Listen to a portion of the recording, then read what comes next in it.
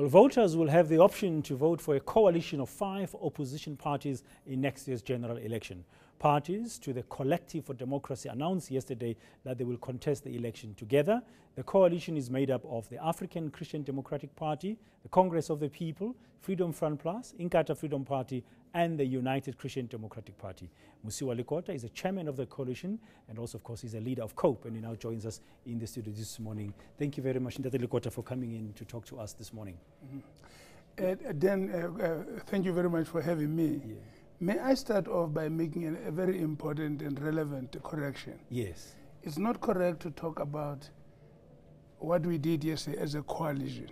Okay. The intention is that beyond the election, we want to form a coalition to do that. At the present time, we call this either a collective for democracy or cooperation for democracy.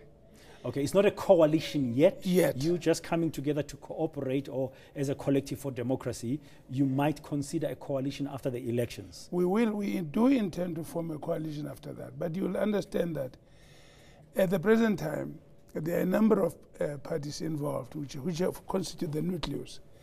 Some of the parties that have expressed interest in this have not been able to sign for various reasons.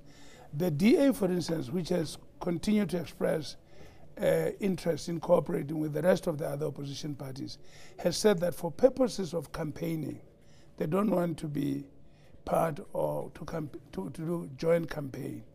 So there's still a lot of processes that will have to happen beyond that. So we have decided that what we want now is a cooperation for democracy. But it's important to tell the voters, if we say to the voters, vote for us, give us your support and your votes. If you give us a majority in a province or provinces, we will form a coalition and work together. After the elections? After the elections. What is it, if they vote for us, that they can expect? They will want to know not only that we want to cooperate, but to cooperate to what end? Okay, now just to clarify again, just to make sure, Yes. There's no coalition at the moment. There's an Yes. intention to form one. Post-election. Post-elections. Yes. There's still more political parties that have expressed interest to join, not just these 5, Yes. but for different reasons they're not going to be joining now. They were not able to yeah, sign because okay. they're not ready. Fine. But the intention to cooperate, you're not going to be having one ticket in terms of the election. You'll be campaigning for elections as COPE, as ACDP, as everybody else, individually, Yes, not on a coalesced basis. Yeah, that's right. Yeah. Okay, that's very important. The main reason why you've announced it now is just to make sure that your voters for COPE, for other parties, know that beyond the elections next year, there will be a coalition of sorts. That's really the intention. Indeed, that's indeed. But also that they must know that if we are going to cooperate, what are we cooperating to do what? Okay, can you tell us what are you cooperating to do? Well, first of all, in terms of the list we put out yesterday, which include 20 points, was the issue of commitment to constitutionalism. Okay. All of these parties they have different constitutions of their own, but the central constitution for this nation is the national constitution. That commitment to that constitution. Secondly, we do think that South Africa has a big challenge to haul society out of the mud of poverty and backwardness. It's critical for us that we transform the human resource element. We want education as a top priority so that members of society have capacity not only to earn their income, but to be able to expand the economy and haul themselves out of that poverty. We don't think that the current schemes are going anywhere in terms of eliminating lack of housing and things like that. So skills development, education, and training are going to be key. We also, we also want power to go to the people. It must be in the hands of the people.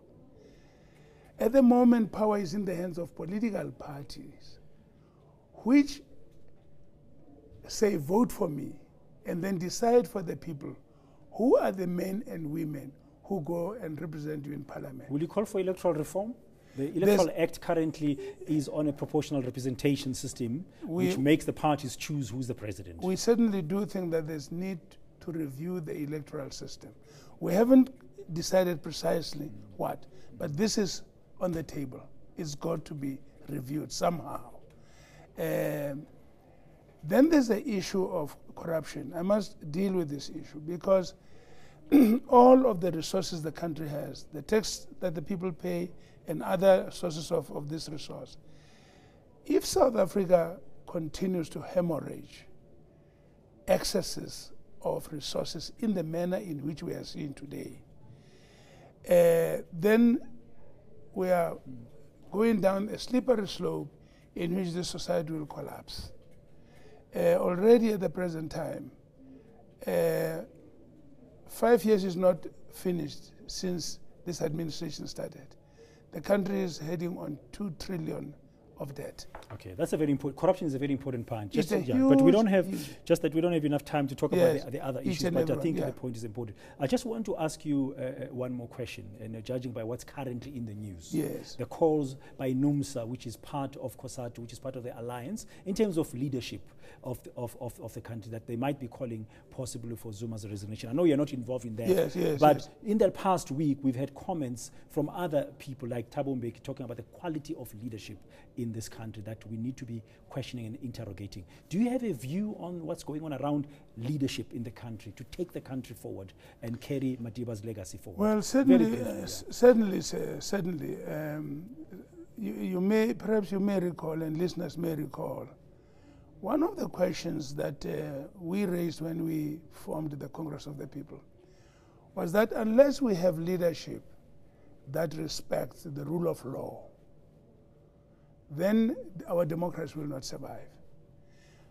Today the country is led by someone who has very serious allegations against him, allegations which were tested in the courts, and Schabir Shaik was convicted as a result of those. And yet we have a head of state who has never been willing, who's never stood before the courts to answer for that. It makes nonsense of our democracy. But look at the administration, the running of affairs. There's violations of the law, there is violations of the security of the country, and so on and so on. And yet, the head of state has one constant reply: I don't know. You ask somebody, you ask the ministers, we don't know. We cannot, that kind of leadership is not what South Africa deserves. Okay, thank you very much. That's COPE Leader Mosiuoa Lekota, who's also the chairperson of the Collective for Democracy, which intends to form a coalition after next year's general elections. Know more about your world. eNCA.com.